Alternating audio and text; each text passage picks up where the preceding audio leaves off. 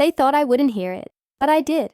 One of my husband's aunts leaned over her plate at the barbecue, laughing softly as she said, "It feels so peaceful without her family here this year." I remember the sting of those words, more than the smell of grilled meat or the clinking of beer bottles. It was supposed to be a simple backyard gathering, just burgers, corn on the cob, and kids chasing each other under string lights. But their smug smiles cut through me, sharper than any knife on the picnic table. I kept my face steady, pretending not to notice, but something inside me shifted that night.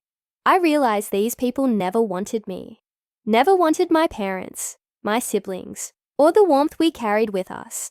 They wanted silence, they wanted control, and they were about to get neither.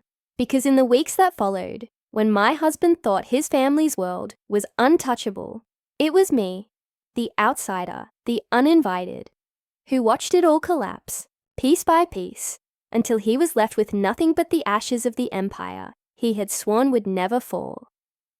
I didn't grow up with barbecues like that, all manicured lawns and curated playlists, where everyone wore the same pastel colors, like they'd coordinated in advance. My family was loud, mismatched, the type who showed up in whatever they had, carrying trays of homemade food that didn't match the tablecloth, but always disappeared first. When I married into my husband's family, I thought they'd eventually see the value in that kind of warmth, that kind of chaos, but they never did. To them, my family was too much, too loud, too present. They'd whisper about how my mum hugged too long, how my brother told stories that rambled, how my dad insisted on fixing things around the house when he saw something broken. What they didn't say out loud was that they hated the reminder that love could be messy, imperfect, and still be real. Instead, they held these polished events where smiles were tight and conversations were rehearsed. My husband had learned their rhythm so well, he didn't even notice the cracks. But I noticed. I noticed the way they always forgot to tell me about gatherings until the last minute. The way they'd seat me at the far end of the table, like a guest instead of family. And I noticed how he never defended me. Never once said, "She belongs here." That barbecue was just another reminder that in their world, my family and I were outsiders. What they didn't realize was that the outsider they looked down on was the same person holding the keys to everything they thought was theirs forever. The first real fracture came disguised as generosity. His father, a man who wore pressed shirts, even on Sundays, and spoke like his every word was a decree, had once pulled me aside after dinner.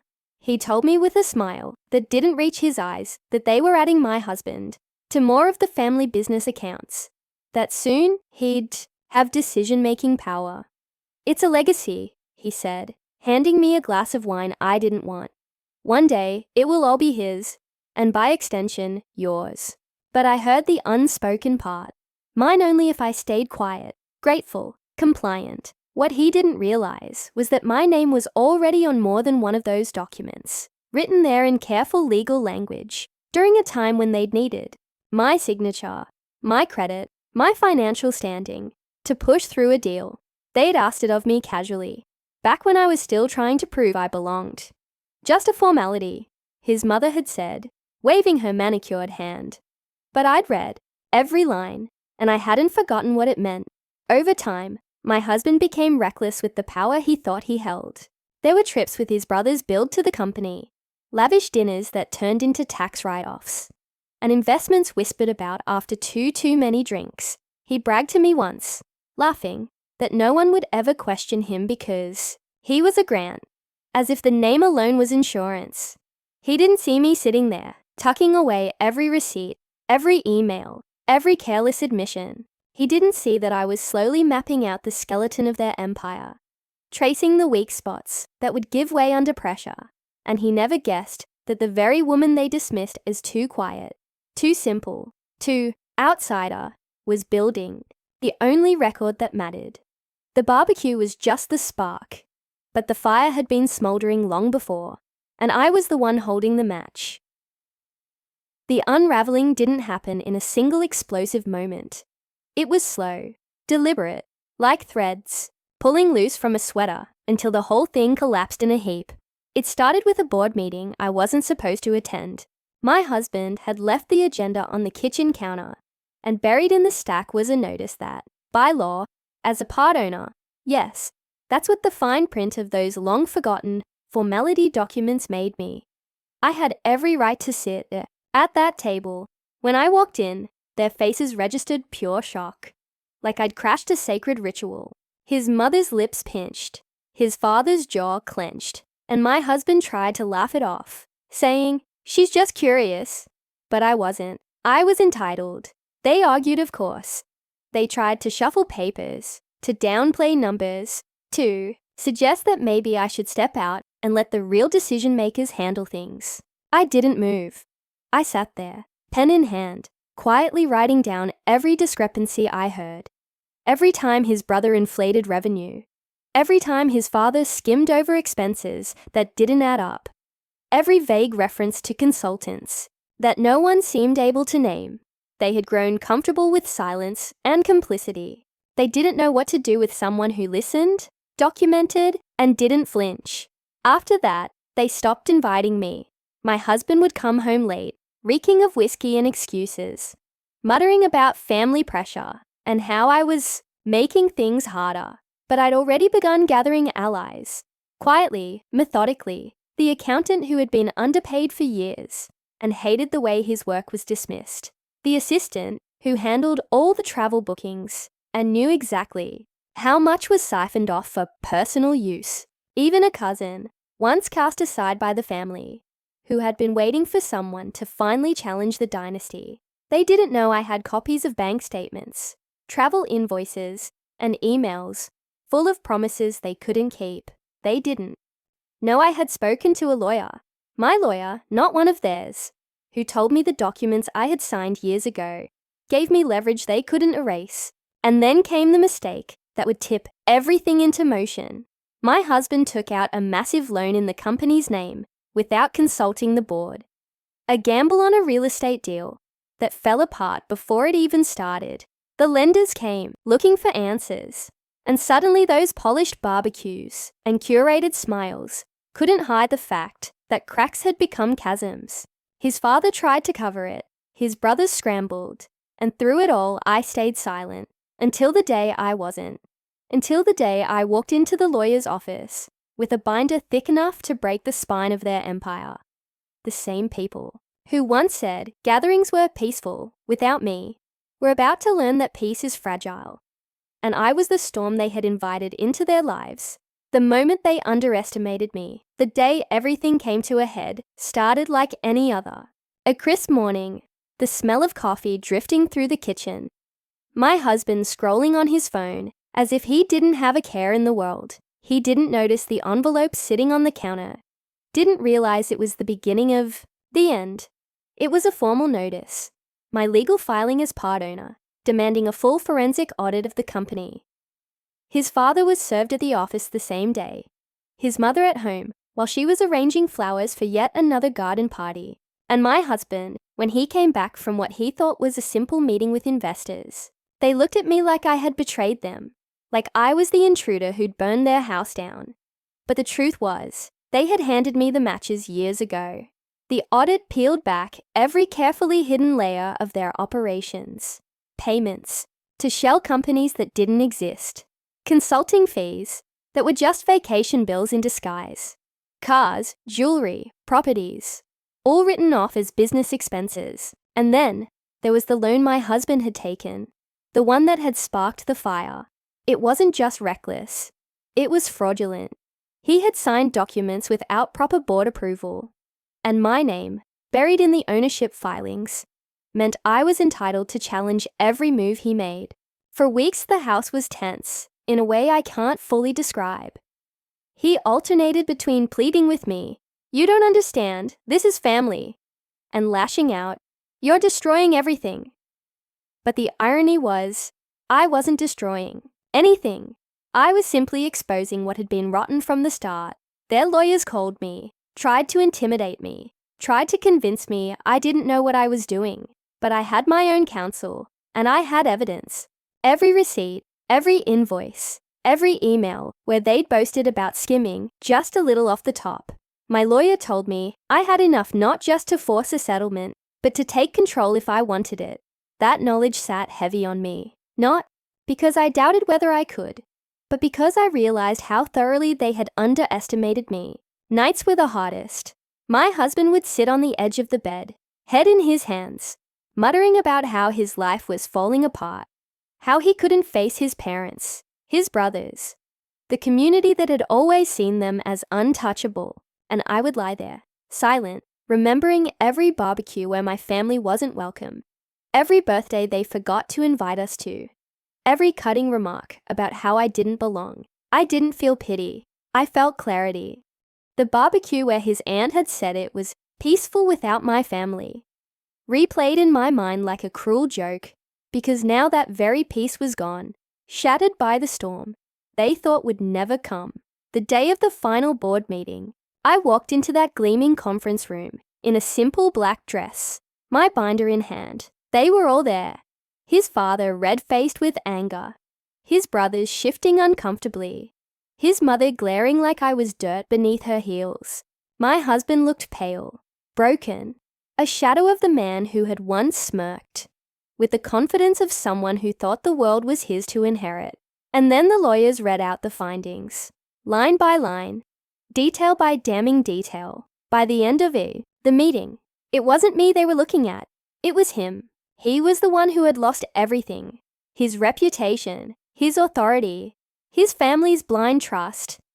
They had built their empire on appearances, but appearances can't hold up against facts, documents, and signatures that tell a different story. When the gavel of legal reality came down, it wasn't the outsider who crumbled. It was the golden sun they had protected at all costs. And as I walked out of that building, the summer air warm against my skin, I realized something profound. They had always believed peace meant my absence. But true peace came only when their power was gone, when their arrogance was stripped away, and when I finally reclaimed my voice in a family that had tried so hard to silence it. What none of them expected was how fast the dominoes would fall once the audit results became public. Word spread in town like wildfire, whispers in grocery store aisles, stares at the country club. Even the pastor at their pristine white church hesitated when shaking my father-in-law's hand on Sunday. This family that had built its identity on respectability and superiority suddenly found themselves under a microscope. Every transaction dissected, every lie exposed. The empire wasn't just financially fractured, it was socially shattered.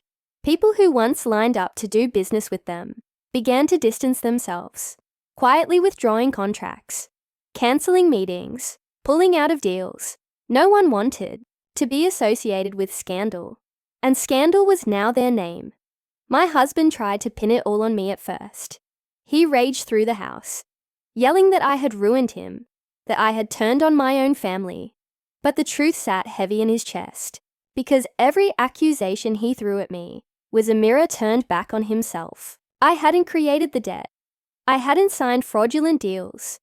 I hadn't treated people like pawns in some endless game of wealth and control. That was him. That was them. And no matter how much they wanted a scapegoat, the paper trail told the truth. What hurt him most, I think, was the way people began to look at him differently. Friends who used to laugh at his jokes stopped returning his calls. Neighbors waved politely, but didn't linger for conversation. Even his own brothers, once his co-conspirators, began whispering about how reckless he had been, how maybe it was time for him to step aside. The golden boy had tarnished beyond repair, and he couldn't stand the reflection. Meanwhile, I felt an odd calm. For years, I had been made to feel small in their presence, treated like an intruder in a family that never fully accepted me. But as their world collapsed, I found myself standing taller, breathing easier. My parents, the same ones they had, mocked for being too loud, too real, came to visit me, bringing food and warmth, as if to remind me of what family actually looks like.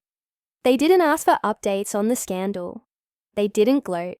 They just hugged me, fed me, and told me. They were proud, and in that moment, I realized something powerful.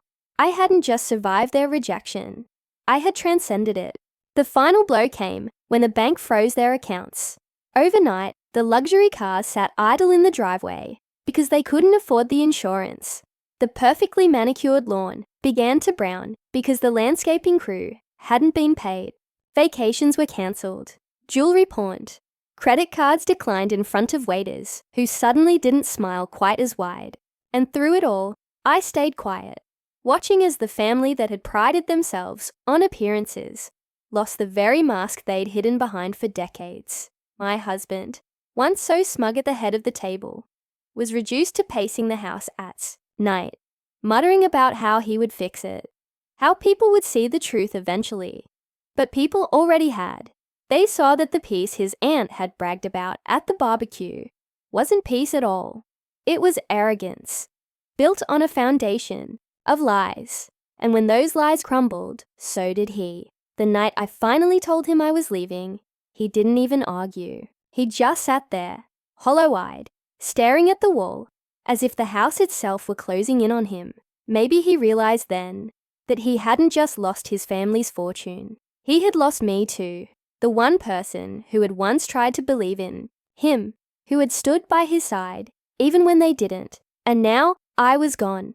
I walked out with nothing but my dignity and the knowledge that peace, real peace, isn't found in exclusion or superiority. It's found in truth, in love, in family, that shows up messy and loud and imperfect, but real.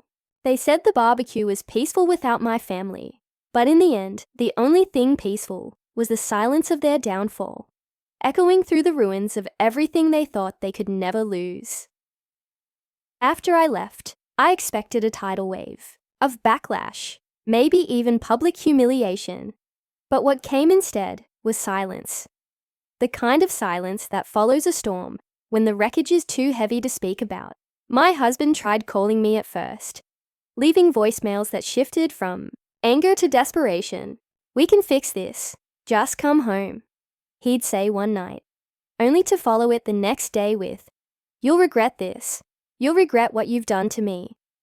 But I didn't regret it. I listened to his words, the way you listen to the yaw, static between radio stations, background noise, empty, nothing worth tuning into. He had chosen his family's empire over me for years, and now the empire had chosen to abandon him in return.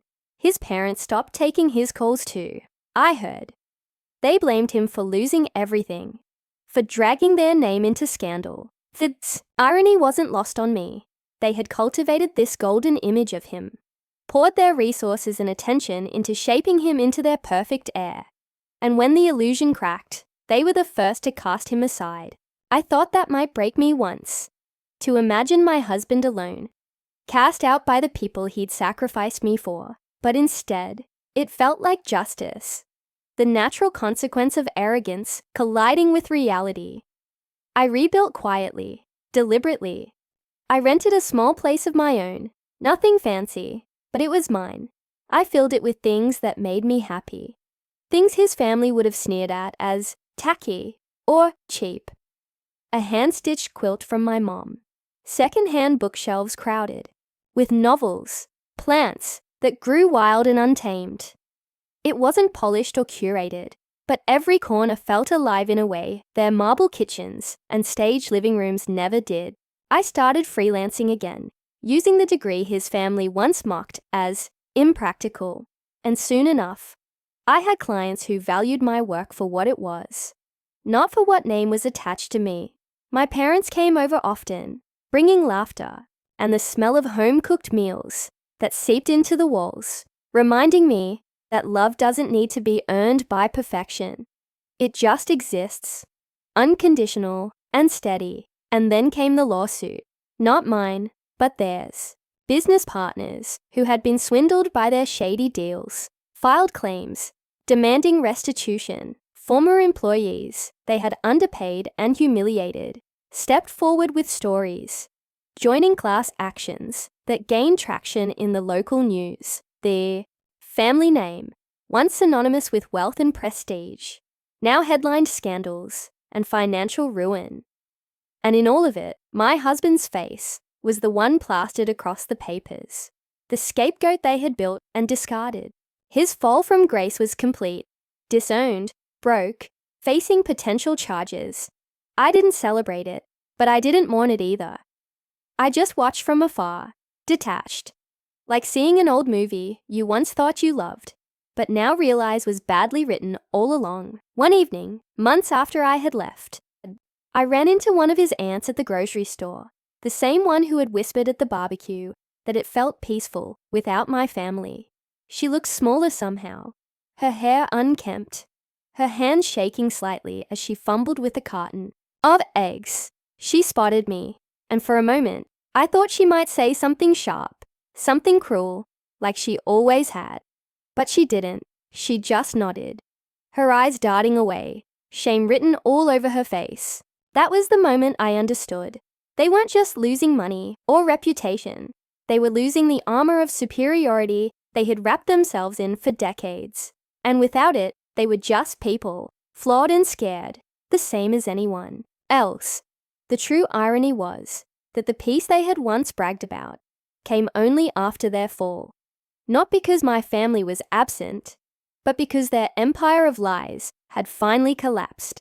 They no longer had the energy to sneer or to judge. They were too busy surviving. Meanwhile, I had built something stronger, something real. My peace didn't come from exclusion. It came from reclamation of my voice, my worth, my freedom. Sometimes late at night, I think back to that barbecue, the string lights glowing, the sound of laughter tinged with malice. I remember how small I felt, how unwelcome, how invisible. And then I look at where I am now, and I realize the greatest revenge was never the audit, never the lawsuits, never their downfall. The years that followed became a study in contrasts. While they slipped further into ruin, I found myself rising in ways I never imagined possible. At first, it was strange to watch from a distance. News reports would detail another foreclosure, another lawsuit, another betrayal from within their own circle, and I would sit at my kitchen table, sipping coffee, wondering if this was the same family who once held their noses high and sneered at me for not being refined enough. My ex-husband, the man who once strutted into rooms with that smug little smile, like he owned the air people breathed, was reduced to sleeping on a friend's couch, then in a shabby rented apartment. After the friend grew tired of his excuses, I heard through the grapevine that his car had been repossessed, that he'd tried applying for jobs in finance, but no one wanted to hire someone whose name was tied to fraud and scandal. The mighty had fallen, and it wasn't just a stumble. It was a free fall with no safety net. Meanwhile, I had discovered something his family never understood: freedom. The kind that comes when you're no longer bound by appearances or expectations. I began volunteering at a local nonprofit, helping young women navigate financial literacy, teaching them the very things I had learned the hard way. I told them about credit, about contracts, about how just a formality is never just a formality. I saw in their eyes the same hunger I once had, the same fear of being underestimated, and I realized my story had power, not just as revenge, but as survival. Soon, those workshops turned into a consultancy, and before long, I had clients who trusted me, not because of my last name, but because of my results. It was slow, deliberate work, built from the ground up, and every step felt like reclaiming a piece of myself that had been buried beneath years of their contempt. The biggest shift, though, wasn't in money or status. It was in how I carried myself. For years, I had shrunk in their presence, letting their voices drown out my own, convincing myself that blending in was safer than standing tall. But now, I found myself walking into rooms with a quiet confidence, knowing I didn't need anyone's validation to belong. My family noticed it too. My mom would smile at me across the dinner table. My dad would squeeze my hand a little tighter. My siblings would tease me in the way only siblings can. And I realized how deeply I had missed that. This messy, imperfect, loud love that asked nothing of me but to be myself. They had always been my anchor, even when I was too blinded by the grant's glittering image to see it. Every so often, I'd run into someone from his family, a cousin at the pharmacy, an uncle at the gas station, even his mother once, sitting in her car outside the lawyer's office, her once perfect hair disheveled, her face lined with worry. She didn't look at me with disdain anymore. She looked at me with something closer to fear, or maybe recognition, because she knew, as I knew, that the life they had mocked me for, the family they had dismissed, was the only thing I had left. When their empire crumbled, and it turned out it was the only thing that mattered. One evening, nearly 3 years after I had walked away, I got a letter in the mail. It was from my ex-husband. His handwriting was messier than I remembered, shaky, as though he'd written it in a rush or with trembling hands. He begged me to meet him, to talk, to help him rebuild. He wrote about missing me, about realizing too late what he had lost, about being abandoned by the very family he had once defended at all costs. I sat with that letter for a long time, my fingers tracing the words. Not because I wanted him back, but because it was the final piece of clarity I didn't know I needed. He had lost everything he valued: status, money, family power, and now he wanted to cling to the one thing he had taken for granted, me. But by then, I was already gone, not just physically, but spiritually, emotionally, entirely beyond his reach. I never wrote back. Instead, I folded the letter, placed it in a box where I kept old receipts and documents, a reminder of the life I had survived, not to dwell, not to gloat, but to remember, to remind myself that peace doesn't come from revenge alone. Revenge is sweet in its own way, yes, but it's fleeting. True peace comes from rebuilding, from standing on your own 2 feet, from choosing every day not to let someone else's cruelty define you. Sometimes I still think back to that barbecue, the night his aunt whispered that it felt peaceful without my family. I think about the string lights swaying in the summer breeze, the sound of laughter that wasn't meant for me, the taste of food that turned sour in my mouth because I knew I wasn't welcome. And then, I think about now, the dinners with my parents, where the table is overflowing, the way my nieces and nephews climb onto my lap and tell me about their day, the way my home is filled with mismatched furniture and wild plants and laughter that doesn't need to be staged. That is peace. The kind that lasts. The kind they will never know. My in-laws once thought peace was the absence of my family. But the truth, the bitter, undeniable truth, is that peace only arrived when they lost everything, and I walked away, free. And that is the ending they never saw coming. By the time the dust truly settled, years had passed, and yet I could still hear their words echoing in my mind. The smug laughter, the comment at that barbecue that my family's absence made. Everything peaceful. It had taken me years to realize how much weight I carried from that single remark. How deeply it had cut, not just me, but the very foundation of what I believed marriage and family were supposed to mean. They had tried to erase me, to erase where I came from, to erase the truth that love, when real, isn't polished or perfect, but loud, messy, and unconditional. And now, the erasure belonged to them. Their name, once etched on plaques and whispered with envy, had been reduced to nothing more than a cautionary tale. I would overhear people at cafes, gossiping about the grants, lowering their voices, but never lowering the judgment. Did you hear their estate was auctioned off? Their son's working odd jobs now. Can you believe after everything, it was his wife who ended it all? I would sip my coffee and keep my head down, outwardly indifferent, but inside, there was a quiet satisfaction, not gloating, not cruelty, but the kind of satisfaction that comes from knowing the truth eventually sees daylight, no matter how carefully others try to bury it. My ex-husband drifted like a ghost through those years. He tried reinventing himself, moving to a different city for a while, even attempting to start small ventures that collapsed almost as quickly as they began. People didn't forget his name, and those who did remember wanted nothing to do with him. Without his family's backing, without the shield of money and power, he was just another man with empty promises. I heard stories from mutual acquaintances of him showing up to weddings alone, of him drinking too much at bars, of him confessing to anyone who'd listen that he used to have it all and lost it. His bitterness became his defining trait, and the smug smirk that once infuriated me was gone, replaced with the hollow look of someone who finally realized the world doesn't bend for them. And though a part of me pitied him in fleeting moments, a larger part of me knew it was justice. He had made his choices, and he had chosen arrogance over love, pride over loyalty, appearance over truth. In contrast, my life bloomed in ways I never imagined. The small consultancy I had started grew into something bigger.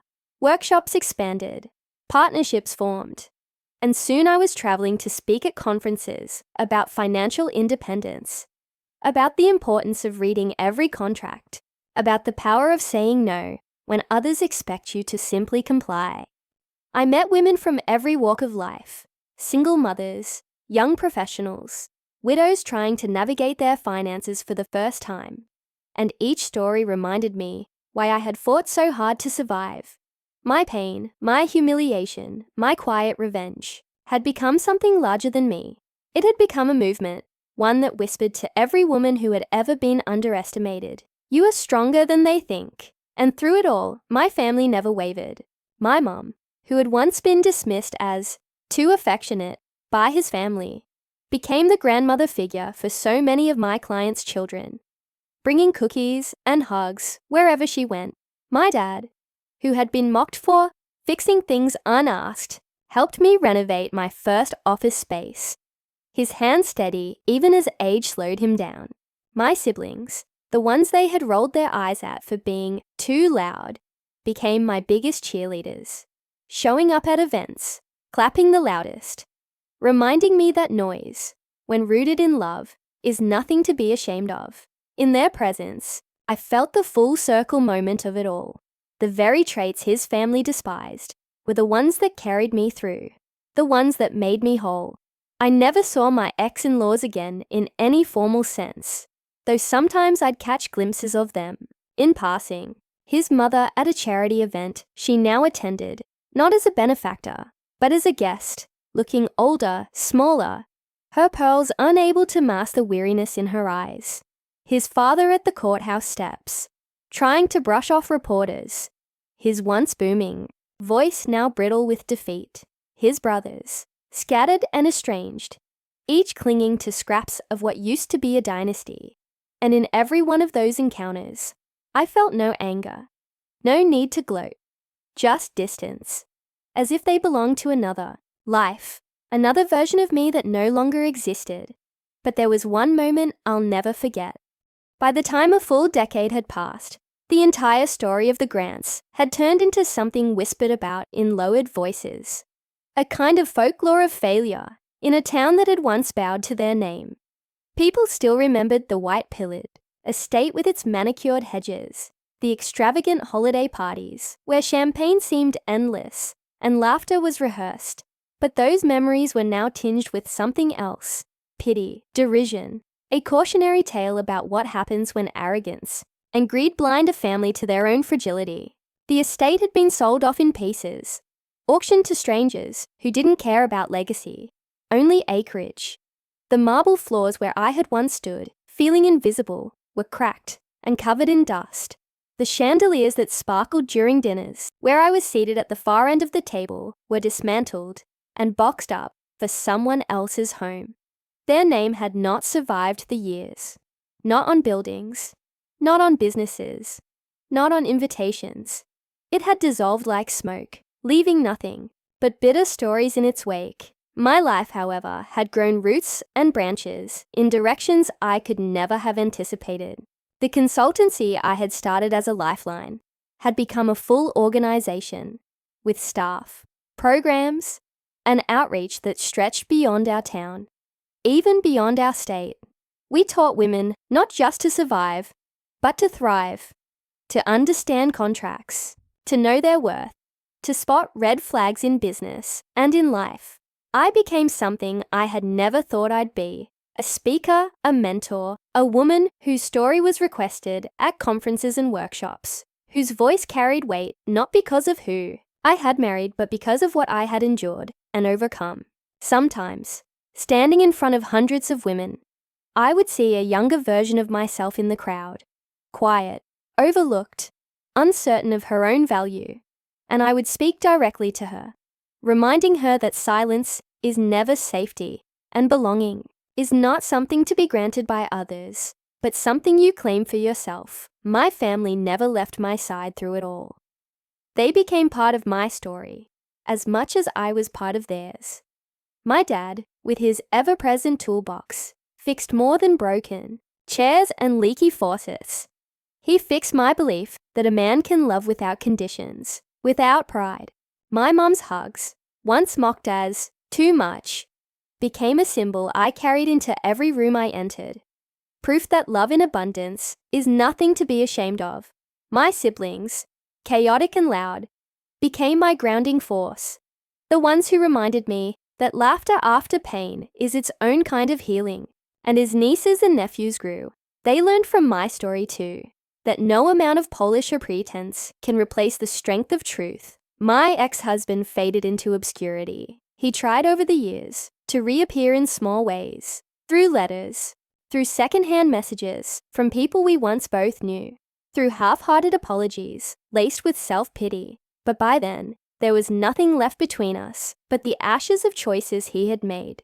I never answered. I didn't need to. His life was the answer, a long trail of burned bridges, of failed attempts to rebuild on ground that had been salted by his own arrogance. They say time heals all wounds, but sometimes time simply exposes them for what they are. Permanent scars that remind you not of pain, but of survival. And still, in quiet moments, that barbecue would return to me, the night his aunt leaned across it, her plate, and said it was peaceful without my family. The words that had once burned now only made me smile, because I finally understood something they never had. Peace is not silence, not exclusion, not control. Peace is sitting at a noisy table with people who love you, with voices overlapping and plates clattering and stories spilling into one another. Peace is knowing you no longer have to shrink to fit someone else's definition of worth. Peace is a life built on authenticity, not performance. So when people ask me, even now, if I regret how it all played out, I tell them the truth. No. I don't regret exposing what needed to be seen. I don't regret walking away. I don't regret refusing to be small, because the revenge wasn't just in what they lost. It was in what I gained. A life that is mine, unshakable, loud, imperfect, and real. They said the barbecue was peaceful without my family, but in the end, it was my family, my love, my noise, and my truth that carried me to a peace they will never know. And maybe that's the real ending, the one I never saw coming all those years ago. Not just that they lost everything, but that I found everything they had tried so hard to take from me, that I kept my voice, that I built my own table, that I never needed their approval to belong, and that now, when I sit in the warm glow of my own gatherings, with laughter spilling out into the night, I know without a doubt that I am finally home. The final chapter of it all came quietly, not with a bang, not with fireworks, but with the kind of stillness that tells you a storm has not only passed, it has reshaped the entire landscape. Years after the collapse, after the lawsuits and the auctions and the whispered gossip had faded into background noise, I found myself back in the same neighborhood where it had all begun. The grand estate stood there like a ghost, no longer dazzling, no longer intimidating, just another relic of ambition gone wrong. The hedges were overgrown, the windows clouded with dust, the air of superiority long gone. People drove by without slowing down, no longer curious. It was simply an empty house, stripped of power, stripped of meaning. I stood at the gates for a moment, not to gloat, but to say goodbye. Not to them, but to the version of myself who once stood trembling on the other side, hoping to be enough. She didn't know yet that she already was. Life had grown full, louder and brighter than I thought possible. My home overflowed with mismatched furniture, books stacked in corners, family photos covering walls, and a kitchen that was always too small for the number of people gathered in it. The same family they had dismissed filled my days with noise and warmth. My mom fussing over recipes, my dad teaching grandkids how to fix bikes, my siblings arriving unannounced with bottles of wine and stories that stretched into midnight. And when friends, neighbors, and even strangers joined us at the table, there was never a question of belonging. There were no head-of-the-table seats, no polished silences, no tight smiles hiding judgments. There was only space, always space. My work became more than a career. It became a calling. I spoke in rooms where once I might have felt small, but now I filled them with my voice. I told women the story of contracts I had signed, the lessons I had learned, the dignity I had reclaimed. I watched eyes light up with recognition, with defiance, with hope. I realized that my revenge had never been about their downfall.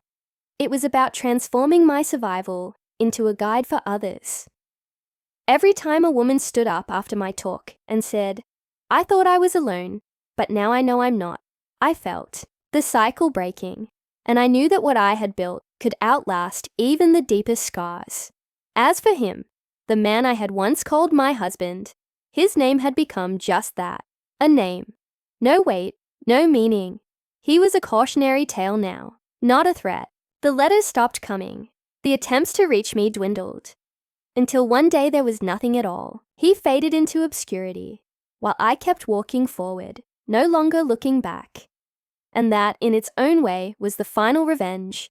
Not that he lost everything, but that I stopped caring. And still, sometimes when summer arrives and the air smells faintly of charcoal and grilled corn, I think back to that barbecue, to the string lights swaying, the children running barefoot, the clink of glasses, and that one cruel whisper about how peaceful it was without my family. For years that moment had been a wound, but now it is a marker, a reminder of how far I've come. Because the truth they never understood is this: peace is not the absence of people. It is not silence forced by judgment. It is not a perfectly curated night where everyone smiles the same hollow smile. Peace is laughter spilling over plates. It is noise and chaos, and love that doesn't ask permission to exist. Peace is belonging without condition. That is the life I live now. And as I sit, surrounded by people who love me, my parents, my siblings, my friends, the family I chose as much as the one I was born into, I feel a warmth they will never know. They thought they had stripped me of everything. They thought they had left me broken.